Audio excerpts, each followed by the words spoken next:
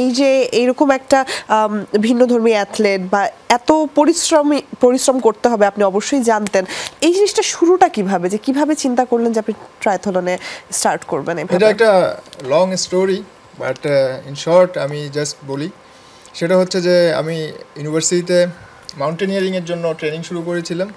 তো আসলে দুর্ভাগ্যবশত মাউন্টেনে আমার ইউনিভার্সিটি থাকাকালীন সময়ে যাওয়া হয়নি। আমার কাছে তখন খুব খারাপ লাগতো, বাট আমি এভরিডে মর্নিং ট্রেনিং করতাম। তো আমি জাস্ট কন্টিনিউ করতে থাকি যে আমি রান করি, ওকে গেট, মানে সবসময় তুমি প্রিপেয়ার থাকো, ওয়ান ডে যেদিন তোমার সুযোগ হবে সেদিন তুমি যে এটা ফেস করো। তো এরকম রানিং করতে করতে করতে একটা সময় আমি হাফ ম্যারাথন রানিং করি 2013-এ। তারপর আমি জানতে পারি আয়রনম্যানের কথা। আয়রনম্যানের কথা দেখে আমি আসলে অনেক দিন ধরে আয়রনম্যানের বিভিন্ন ভিডিও দেখতে পাই যে এখানে 18 বছরের উপরে 80 বছর 85 বছরের মানুষও শেষ করতে পারে। অনেকে হ্যান্ডিক্যাপ, কারো এক পা নেই, তো প্যারালাইজ পারসন, তারাও তাদের লিমিটটাকে পুশ করে এটা শেষ করতেছে। এটা আসলে আমার হার্টের মধ্যে একটা দারুণ ফিলিংস অনুভব করি যে ওকে, জীবনে মনে হয় একবার আমি এটা করতে পারি।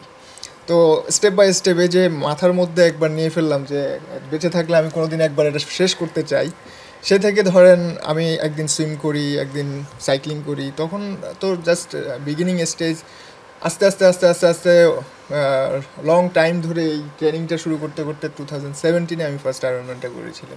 উনি একটা প্রশ্নের উত্তর খুঁজে পেয়েছেন যেটা দীর্ঘদিন ধরে খুঁজছিলেন, কেন উনি সব কিছু ছেড়ে এটার পেছনে ডিভোটেড হতে পেরেছেন, কি মোটিভেশন কাজ করেছে, কেন একজন ছোটোখাটো চাকরিজীবী যে তার প্যাশনের পেছনে একটা সাইকেল কেনা, অনেক টাকার ব্যাপার, একটা ট্রেনিং করা, সুইমিং কিংবা দৌড়ানো, এইদিকে যাবে। মানে এক কথা একটা কষ্টের জীবন বেছে নেয়া, যে আরাম করে না ঘুমাই আমি একটু দৌড়াই, আরাম করে না ঘুমাই আমি একটু কষ্ট করে একটা স্ট্রিক্ট লাইফ মেইনটেইন করি, এটা কেন আসলে? এই প্যাশনটা কোথা থেকে আসলো? এটা আসলে বলতে পারেন যে হ্যাঁ, এভরিডে দৌড়ানোর সময় একটা সময় দৌড়ানো ইটসেলফ ইটস এ মেডিটেশন। তো ওই সময় আমি চিন্তা করি যে হ্যাঁ, কেন আমি দৌড়াচ্ছি, কেন আমার হার্ট রেট হাই করতেছি, হ্যাঁ এরকম মনে হইতো। তারপর দৌড়ের জন্য আমার ট্রাভেল করতে হতো, বিভিন্ন জায়গায় যেতে হতো, তারপর সাইকেল কেনা, সব কিছু মিলে এটা বড় একটা আর্থিক ব্যাপার ছিল। তখন আমার কাছে মনে হয় এটা করবো কেন, এটা কেন করবো, এটা করার কী দরকার এত। তো একটা সময় গিয়ে আমি দেখলাম যে না, আমি ট্রেনিং না করলে আমার মনটা খারাপ থাকে। মানে এই খারাপ লাগাটা মানে আসলে প্রকাশ করা যাবে না।